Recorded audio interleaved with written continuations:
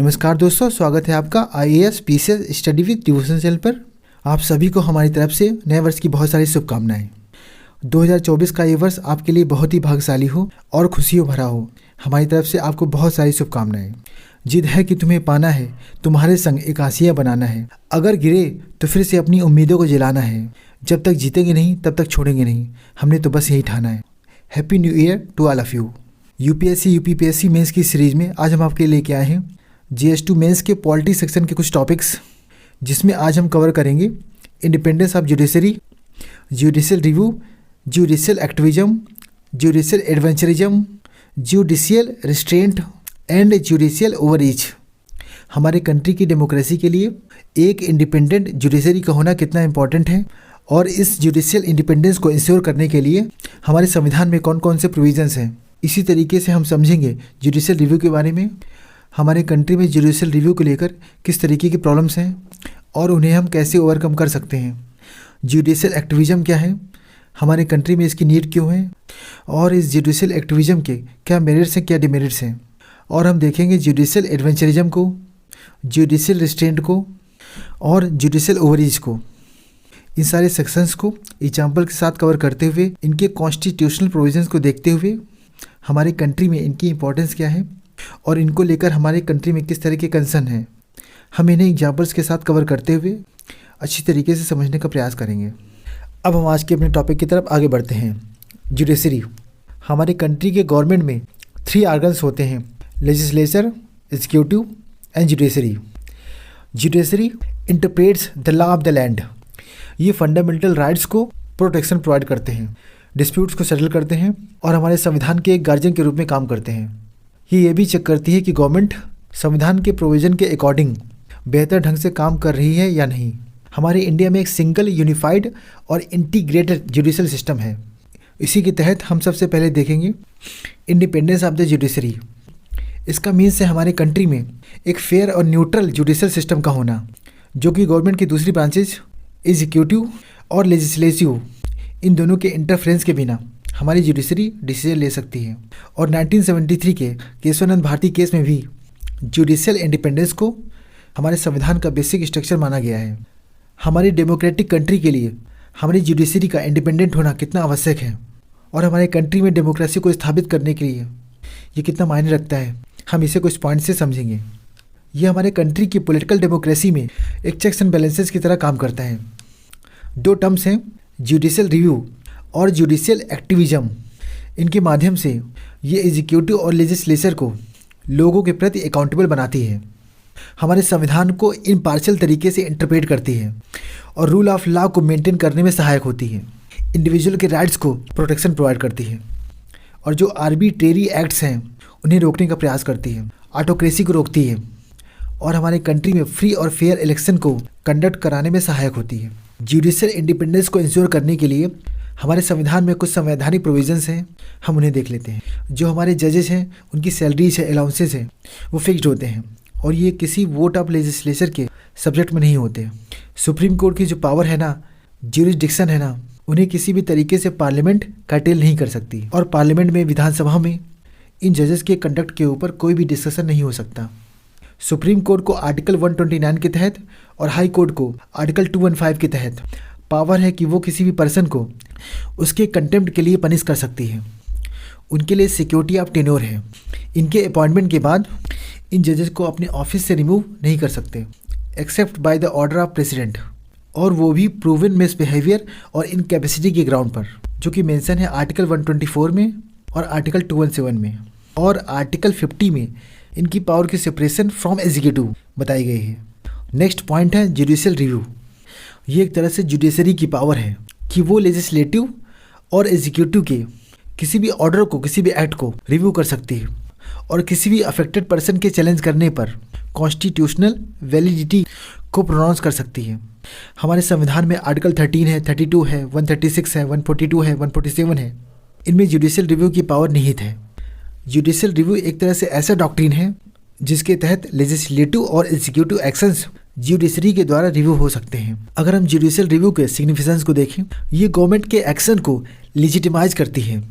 ये एक तरह से गवर्नमेंट के द्वारा अगर कोई अनड्यू इंक्रोचमेंट किया गया है उसके खिलाफ संविधान को प्रोटेक्शन प्रोवाइड करती है।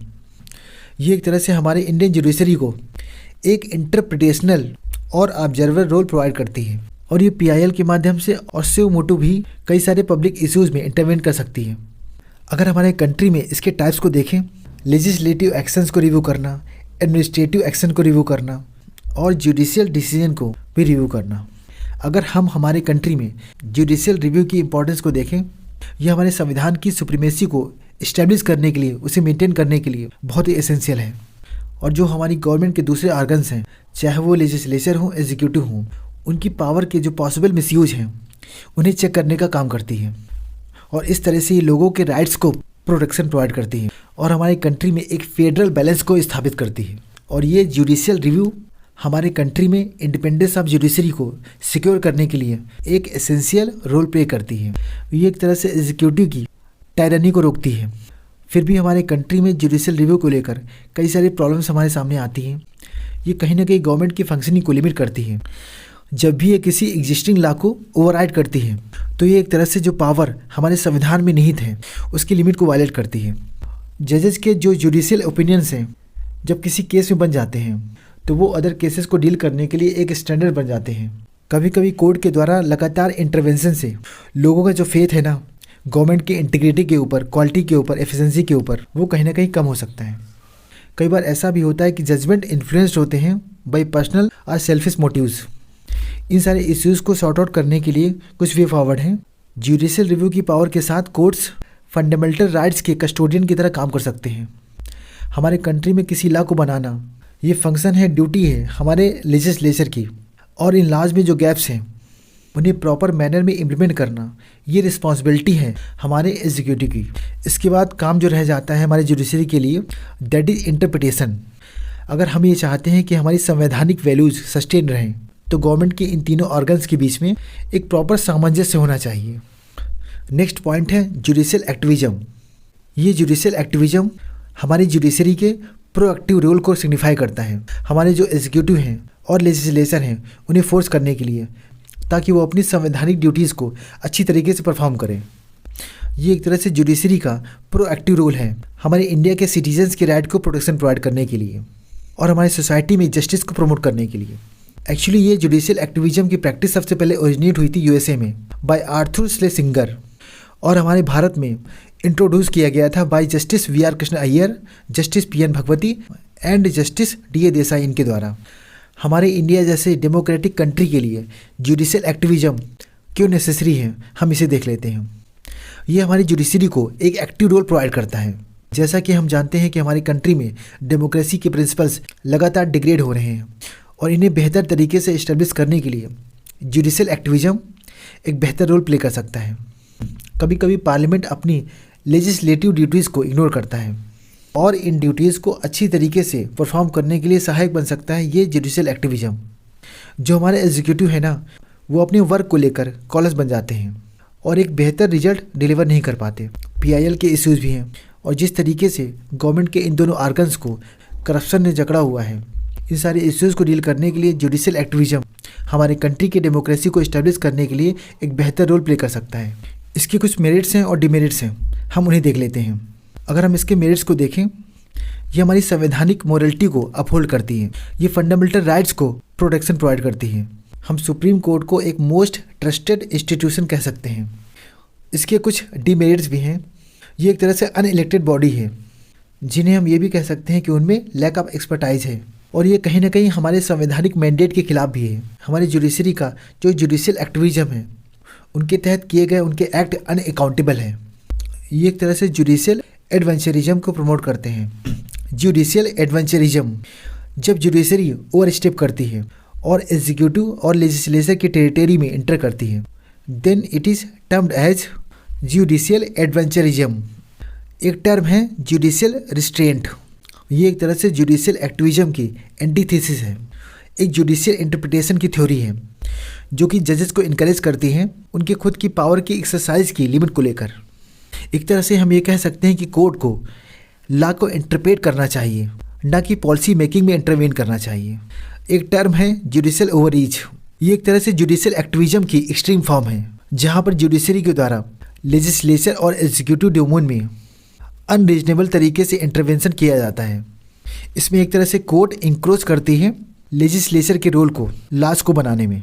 अगर हम जुडिशियल एक्टिविज्म के एग्जाम्पल को देखें, कई बार हमने ये देखा कि कोर्ट ने सेंटर को आदेश दिया ड्रॉट को हैंडल करने के लिए, एक नई पॉलिसी बनाने के लिए, बैड लोन्स के पैनल को सेटअप करने के लिए, हमारे इंडिया में BCCI को रिफॉर्म करने के लिए। कई बार हमने कोविड-19 के दौरान देखा कि कोर्ट ने सिटीजन्स की लाइफ को बचाने के लिए कई सारी डायरेक्शंस दी। 1997 के Vishakha versus state of Rajasthan case में सुप्रीम कोर्ट ने गाइडलाइंस जारी की सारे वर्क प्लेसेज में वोमेन के साथ प्रॉपर ट्रीटमेंट को लेकर।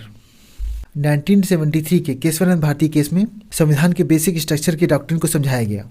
1967 के गोलकनाथ केस में सुप्रीम कोर्ट ने डिक्लेयर किया कि फंडामेंटल राइट्स लेजिस्लेटिव असेंबली के द्वारा किसी भी तरीके से अमेंड नहीं किए जा सकते। 1979 के हुसैनारा खातून केस में अंडर आर्टिकल 21 सुप्रीम कोर्ट ने ये एक्सेप्ट किया कि राइट टू स्पीडी ट्रायल एक फंडामेंटल राइट है। इसी तरीके से हमने 1950 के AK गोपालन केस में भी देखा। जुडिशियल ओवरेज के भी कुछ एग्जाम्पल हम देख लेते हैं। हमारे कंट्री में कोलेजियम सिस्टम का होना, जो कि एक एक्स्ट्रा कॉन्स्टिट्यूशनल बॉडी है। 2014 में जो national judicial accountability commission act आया था जुडिशरी में अकाउंटेबिलिटी को और ट्रांसपेरेंसी को इंश्योर करने के लिए, बट उसे इनवैलिड कर दिया गया। रोड सेफ्टी के ऊपर एक PIL थी जिसके बेस पे सुप्रीम कोर्ट ने कुछ लिक्वर के सेल को बैन कर दिया स्टेट हाईवे और नेशनल हाईवे की 500 मीटर की रेंज में। और एक फिल्म है जॉली LLB 2, उसके सेंसरशिप का भी केस हमने देखा।